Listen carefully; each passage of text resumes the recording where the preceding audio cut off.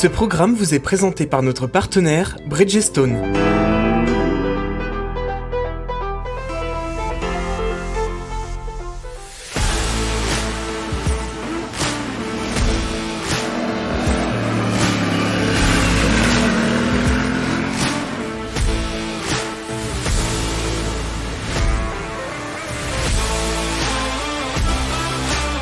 Yamaha nous a amené à Alicante, au sud de l'Espagne, découvrir la nouvelle Ténéré 700 World Raid, une version parée pour affronter les plus grands rallye raids. Comparée à la version normale, cette Ténéré XXL se part de quelques nouveaux atouts. Alors, au niveau de l'ergonomie, donc déjà, il n'y a pas de changement au niveau du guidon, il n'y a pas de changement au niveau des jambes, on est vraiment comme sur la Ténéré normale. Par contre, ce que vous aurez peut-être constaté, c'est qu'il y a un changement, on peut le visualiser de par ces deux nouveaux réservoirs qui ont été greffés à cette Ténéré. Et il y a un changement aussi qui se fait du coup au niveau de la selle. On a une selle qui est beaucoup plus étroite, qui est vraiment beaucoup plus inspirée enduro, qui est même, je dirais, un petit peu plus molletonnée, un petit peu plus moelleuse que sur la Ténéré normale. Et surtout le fait qu'elle soit bien échancrée sur l'avant, ça fait qu'on a quand même plus de facilité à poser le pied à plat par terre quand on est à l'arrêt. Et ça, je vous avoue que pour manœuvrer les 220 kg de la bête, c'est quand même assez appréciable. Et puis par contre, là, vous voyez, quand on se met en position debout, ce qui est assez sympathique, c'est qu'on a des repose-pieds plus larges que sur la Ténéré de base, des gros repose-pieds pieds à loup. Après, du coup, ce confort, il est aussi servi par un ensemble de suspensions Kayaba, une fourche totalement inédite, tout comme à l'arrière, beaucoup plus progressive que sur la Ténéré basique. Ça fait que par exemple, on va quand même avoir beaucoup plus de confort en tout terrain. Mais par contre sur route, dès que vous allez commencer à mettre un petit peu plus de rythme à l'arrière, ça va avoir tendance à talonner un petit peu. En revanche, par contre, au niveau de cette fourche, ce qui est plutôt cool, c'est qu'elle est super progressive. Donc au freinage et même à la réaccélération, il n'y a pas trop cet effet de cheval à bascule. Quand on freine, vraiment, elle plonge pas.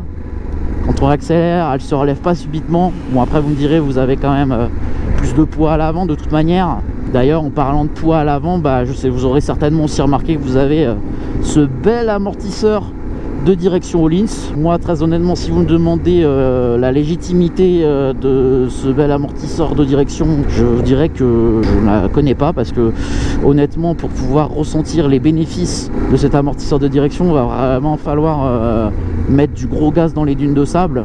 Le moteur, il est vraiment impressionnant parce que il est d'une efficacité redoutable, complet, polyvalent à tous les régimes. Je me mets en 6ème, je suis à 3000 tours, hop, ça tape pas, ça repart assez facilement.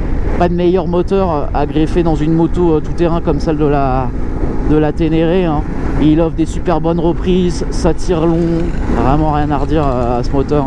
Sur les petites routes à chef qu'on a faites ici dans le sud de l'Espagne, la moto elle est toujours aussi dynamique que la version basique. La montre pneumatique ne change pas. On est toujours sur des rallyes STR Pirelli. Ces pneus combinés à l'ensemble de suspension Kayaba, ils vous mettent en confiance d'emblée de jeu. On peut balancer la moto de droite à gauche. Elle bronche pas. Toute cette partie-ci, elle est super saine. La moto peut virevolter d'un angle à l'autre. Franchement, il n'y a aucun souci. Et puis ce freinage aussi, il est quand même assez sympathique, progressif, mordant. Du coup, on est sur un réservoir de 23 litres maintenant. Certes, ça alourdit un petit peu la moto, mais honnêtement, on le ressent pas trop. Que ce soit au freinage comme à l'accélération, la moto, voilà, elle n'empathie pas trop, quoi. C'est pratiquement 20 kg de plus là. La World Raid se veut aussi un petit peu plus en phase avec son temps, et donc un peu plus technologique que sa petite sœur. Elle intègre donc un nouveau tableau de bord embarquant de nouvelles fonctionnalités. Antonin va nous en dire plus. Donc on a affaire ici à un tableau de bord TFT, nouvel écran totalement inédit, qui est propre à ce modèle. Il a la spécificité donc du coup de vous offrir une connectivité avec votre smartphone via l'application MyRide. Et puis après vous avez aussi 3 options d'affichage possibles. Donc vous avez les 2 premiers modes d'affichage qui en soi sont juste des différences esthétiques, ni plus ni moins. Là où ça va changer par contre, c'est sur le mode raid. où là vous avez un affichage complètement différent et en fait vous pouvez paramétrer et ajuster votre trip à l'aide d'un commodo en fait qui se trouve sur la gauche. Là vous voyez comme ça, trip 1, trip 2, et vous pouvez réajuster en fait le kilométrage pour réajuster en fonction de votre roadbook. En fait au final ce qui va être vraiment intéressant c'est le fait de pouvoir paramétrer son ABS. On a 3 positions d'ABS. La position 1 où vous l'avez l'ABS à l'avant et à l'arrière qui est activé. J'ai même pu faire du off-road avec. Il est vraiment pas très intrusif cet ABS par rapport au Ténéré 700 standard. Je le trouve beaucoup plus permissif. Donc du coup sur le mode 2 vous avez l'ABS qui est désactivé à l'arrière. Ça permet de faire des petites dérives tout en étant en sécurité à l'avant. Moi je vous avoue qu'en mode off-road j'ai opté pour ce mode là.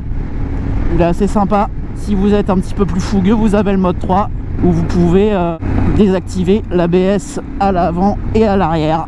Vous avez uniquement une petite molette en fait pour naviguer à travers les menus, mais cette molette là en fait on la connaît déjà un peu parce qu'on la retrouve sur la Tracer 900. Elle n'est pas très précise hein. Quand il faut valider une option ou un menu, ça se fait pas super facilement. Des fois il faut s'y reprendre à plusieurs fois. En termes de protection par contre hein, ça change vraiment pas par rapport à la version normale hein.